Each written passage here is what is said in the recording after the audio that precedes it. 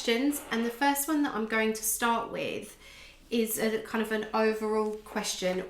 Where do you think, or what do you think is the most important element of running a digital event? The first thing I would say, and this has come across in some of the questions already, is to not choose your platforms first and then think about your event. So I saw a few questions were saying, how do we run this type of event on Microsoft or on Teams? And that's just not the way to approach it, unfortunately. These platforms aren't designed to be suitable for loads of different types of events. So what you have to do is think about your event and then find a platform that's able to deliver that event. And too often people think about the platform first rather than the event. So take a step back and look at what you want to do with the event, and then try and find a platform that's able to deliver that event. So don't start with the platform. I know a lot of people are enjoying Microsoft Teams, and it's really good for kind of team meetings and smaller events, but it's not an event platform like Hoppin, which you're using today. So really think about that from the first place to start. So we start with Hoppin, which is the platform that we're using today. One of the questions that we've been asked is that Hoppin seems quite popular with people at the moment. It seems like a go-to platform for a lot of people that are organising lots of different events. So are there any tips or tricks that you can start with in terms of using Hoppin and how the different elements work to make a good conference? And I have a lot of different clients who help me run their events, and the first thing I do with them is arrange a meeting on Hoppin so they can see how a very basic, simple, cheap platform works. Now Hoppin is able to do all the things that you would kind of want from a basic virtual event. So you're able to have content, you're able to break out and have smaller sessions, you're able to do the networking, you're able to message people, you're able to contact people one-to-one, there's an exhibition area. So these are all the main things most virtual events have, and Hoppin's got it. It's really popular because it's relatively cheap, and it's a few $100s to run an event on Hoppin. If you want to the more of the functions, it actually becomes quite expensive, but it's popular because it's really simple, it's easy to use from the back end. And I said to a client, give me 30 seconds and I'll set you up with an event on Hoppin, and we were able to do it. So it's a really good place to start. There's a huge variety of different platforms out there, but Hoppin's one of the best if you've got a relatively small budget, say under $1,000 or a couple of $1,000, then this is a platform that can do a whole variety of different things. Okay, I know one of the very first point that you made was not to focus on platforms, but it seems the obvious place to start. But for assistants, we are often asked that exact question with a physical event. It's go and find a venue before looking at all of the objectives and what the actual event is like. And it's a similar situation with platforms, isn't it? You've got to look at what the event is going to be like first and what the objectives are. I have a video, and I've covered this on my YouTube channel, so I'll embed a link, and it just basically says how to do this. Because what might happen is someone says to you, we need a virtual event, and they don't actually know exactly what there is, what they mean by that. So I've got a little video that can talk you through that process, because what you might find is they just want a webinar, and then you wouldn't have it on a platform like this. But they might actually want a conference, a sales conference, so you would need it on a platform like this. So it's a way of finding out more information as you move through, and then that points you to what type of platform you need to find for your event. Okay, assistants cover a lot of different events. We do a lot of different things. So we've got some questions around different type of events that assistants generally get asked to be involved in. So the first one that Paula asked was, do you have any tips on running an online event around a charity event or some sort of fundraising element? Yeah, you may be surprised, but these events are actually working really well online, because what happens when we run a fundraising event is that we're only trying to raise the revenue from the people in the room, which is a finite amount of people. Whereas if you have a fundraising event online, then you've kind of got a global audience. And initial examples of people saying we're actually raising more because we're having more people attending our event. So it's definitely something you can do. And what you have to realise is that the main reason for people to come to your charity event was to give to the charity. and they can still do that online. Now the experience is different, and there's a whole host of really funky things that you can do to make it a little bit more of an intimate, like they're at the event experience. But their core reason to attend that event was to give to the charity. So you can design an event that still allows them to do that. A lot of platforms are able to do this really easily. Definitely check out Remo, Remo, which is brilliant, and it's relatively cheap. Again, I think you could hold a dinner for 500 people for under $1,000 on that platform. So don't think that people won't attend your virtual charity event because they want to give you money. So create an environment that allows them to do that.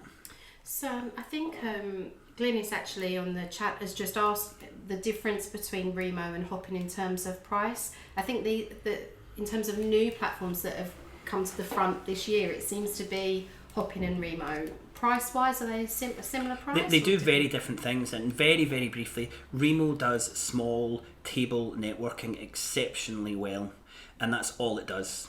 It doesn't have any networking function really apart from meeting people on the table. It doesn't have any exhibition booths. It doesn't allow you to break out into several different areas. It just does small networking. It's actually so good that for some of my clients, I've said to them, over your 3-day event, tell all your attendees to come and spend a couple of hours on Remo because it does small table networking exceptionally well. So they're very different platforms. I wouldn't compare one with the other, but in terms of prices, actually, they're round about the same, maybe $1,000 to host an event on both of those platforms, but the event would look completely different. One of the other elements that assistants quite often get involved in, actually two separate things, but I'd like you to cover both of them. One is around learning and development events, so similar to what we're doing with you guys today, and team bonding events, which is something that was just the absolute crux of what I did in terms of event management when I was an assistant. So can you give any tips again on learning and development type of events and team bonding events? Yeah, that's a really good question. Learning and development is perfect for online events. If you think about this is really no different from you as someone who's engaging with this, watching on screen or sitting in a conference room. The experience is very, very similar because the whole objective is us to give you information, impart information which you're able to have as an attendee. So platforms, virtual events, brilliant for that. But think about team bonding, it's completely different. You know, team bonding events are people getting together, doing stuff, creating stuff, having kind of camaraderie and being close to each other. And that's really difficult to do virtually. Now, there's loads of ideas on how you can kind of replicate part of that. But if the objective is bringing people together and having them do something, it's difficult to replicate that online. It's not impossible, but it's difficult. So one example I saw a couple of weeks ago was a bit like a Zoom chat, but they had a live omelette cook-off. So they asked everyone to go into their kitchen with their camera and cook an omelette.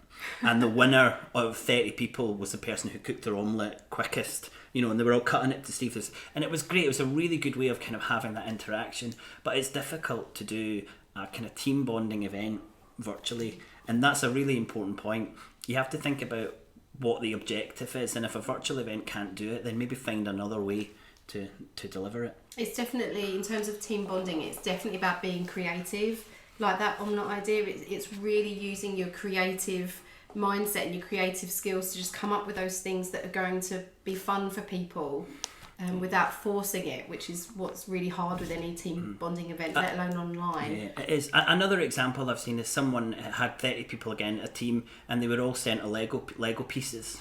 And they were all told to open up the packet with the Lego pieces, and then they were all told to build something with the instructions, and then they were to show it, and then they were to talk about how it would all come together. So there's lots of creative ways, because what you have to remember is it's just people that can't come together. You can still send stuff, and people can still interact with each other. Okay. I know we're getting a lot of questions around what's new out there at the moment and how you've gone about benchmarking it. So I know you've got a couple of examples that you want to show, some exciting new technology that's going to be or is available for people. So I don't know if you want to share that video with us. Or sure. So what I've been doing over the last 3 months is trying to find technology that supports event organisers to run these events. And initially the platforms were way behind what organisers were wanting us to do. So, you know, you would go into Hoppin and it didn't have one-to-one, it didn't have very good booth. I mean, we used it back in May. It wasn't actually supposed to be launched until June.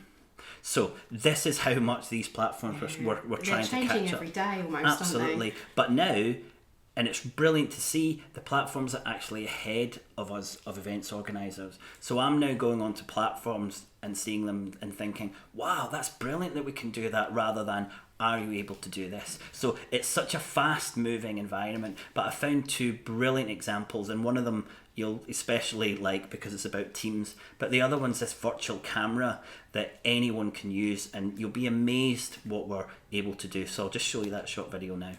But now that video conferences are the new normal, there are times when people need to feel like they're in the same room. That's when you can turn on Together Mode. It puts your team in one shared space. Microsoft AI helps break down barriers, letting you communicate more naturally and feel more connected to your team.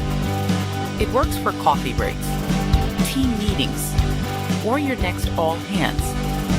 So from everyday get-togethers to important meetings, be together even when you're apart.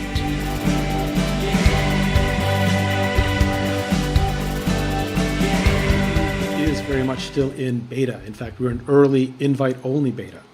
I like this one, it's pretty fancy. And I can have a screen that I can put whatever I want on. I like to use this to show off my Instagram photos.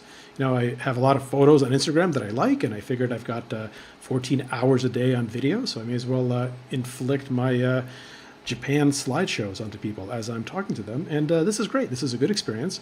But the real slides here, and of course I need to get out of the way so you can see it better, but I can just go, and I can still be here and explain, and change slides and important business stuff. And then if I come to a slide that has a lot of numbers or a graph, I can make it big so you can see it. But what I also just did is I put myself between you and the graph so that you have to pay attention to me, so I can explain things, explain. And then when I'm ready to have you look at it, I could just fade out of the way so you can see through me, fly, and point to things like this. Well, I think here's the problem right there, is where things went really wrong. You could do live video. This is current CNN, and I can still go full screen and do the Mystery Science Theater 3K style of shrinking in a corner and making snarky comments here. So this is my live phone. You can see I've got 123,000 unread emails. I'm a really bad person. And if I want to, and this works the way you expect. I can go into landscape mode, and that works. I can go full screen. This is a menu of my favorite bakery in Chinatown. The main one is dynamic decks. We want you to throw out all of your old, boring PowerPoints. There's really no reason for anyone to ever send a PowerPoint around again, because this is better. It works exactly the same as a PowerPoint, but then it wakes up and explains itself.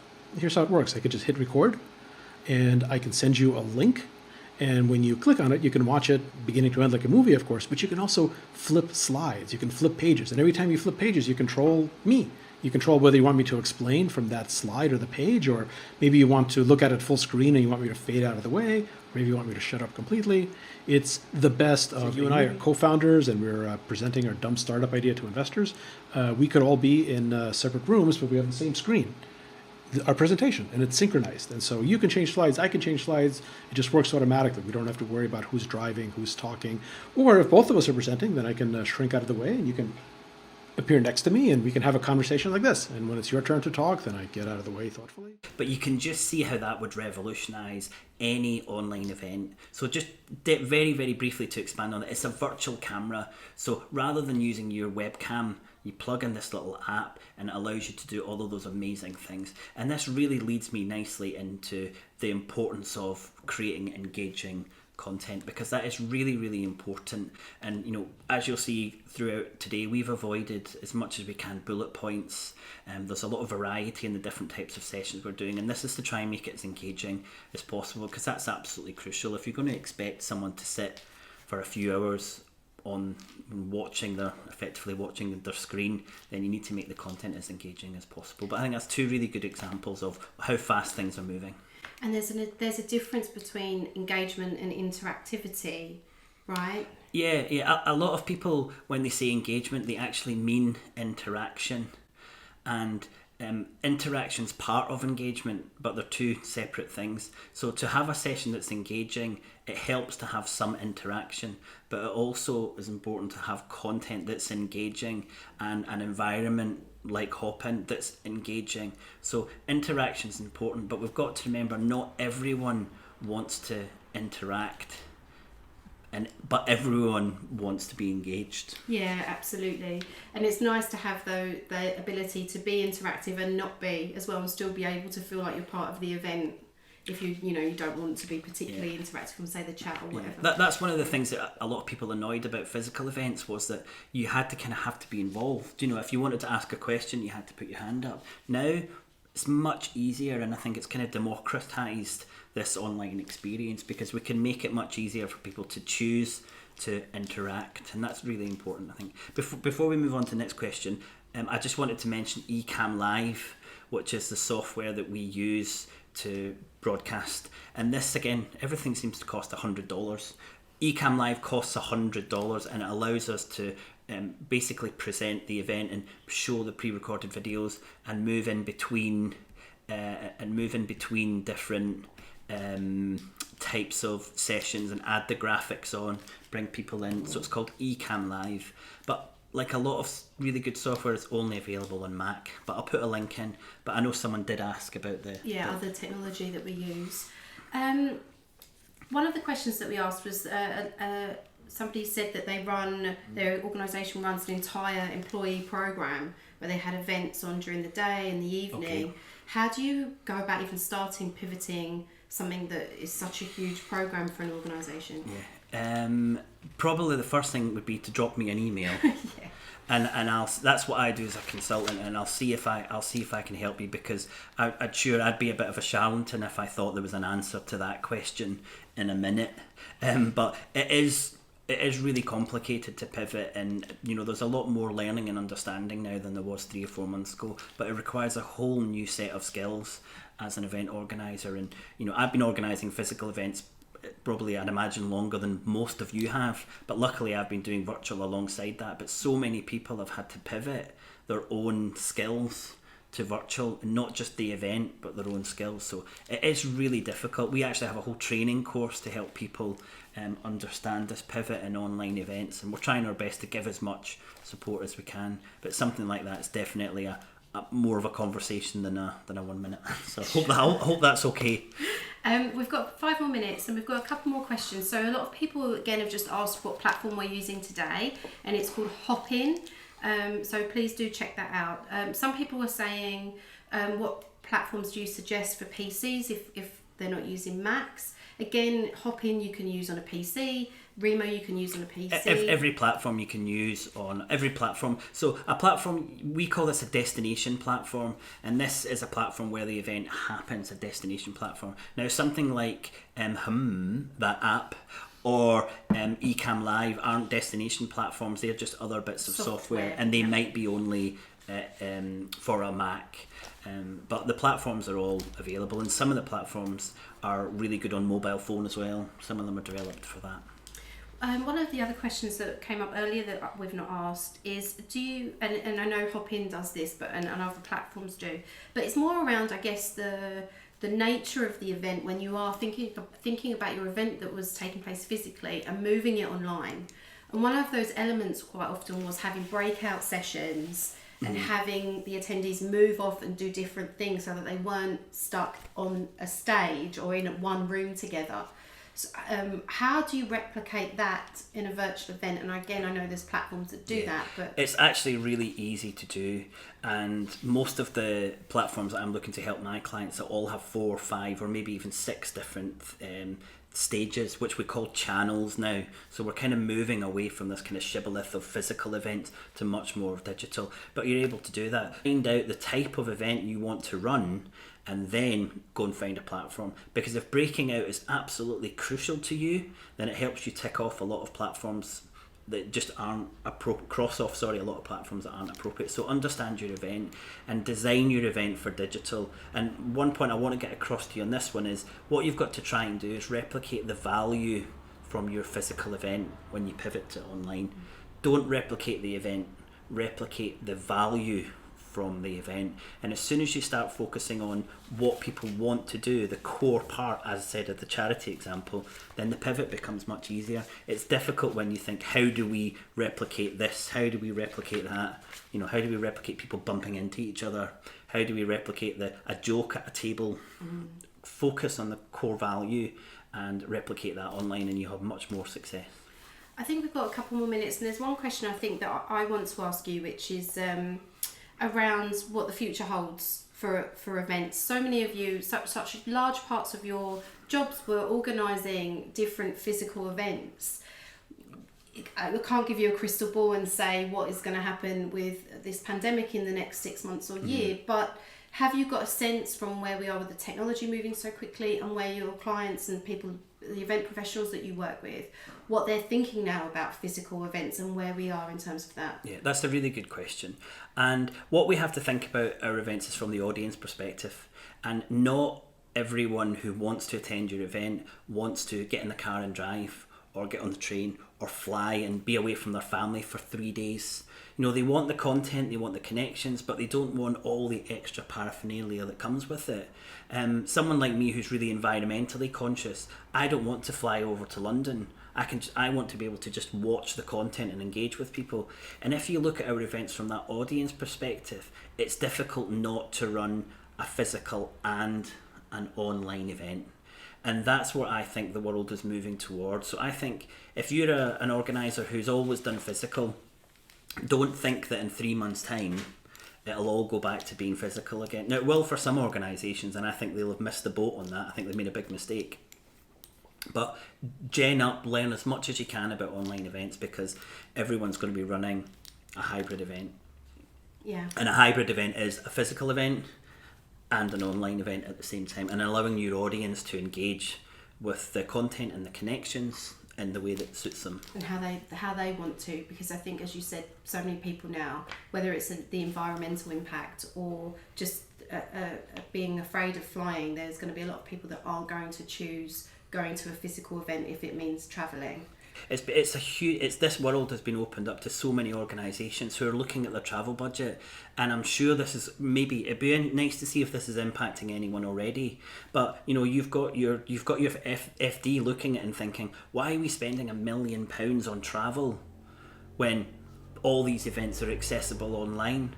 And I had one client who said they know an organisation who's now spending that £1 million on training and development, not on travel, because of these events. And again, ask yourself, how much different is this event to attending this event physically? Is it better? Is it worse? Overall, if we were doing this, would you have flown to Barcelona for it? Would you drive down the end of the road? Because this is what your audience is asking you. And a final point, I often say to clients that exhibitors never wanted to come to your event. Right. They just wanted the leads that were generated at your event, and you can tell that sometimes when you meet when they're sitting like, what's going on?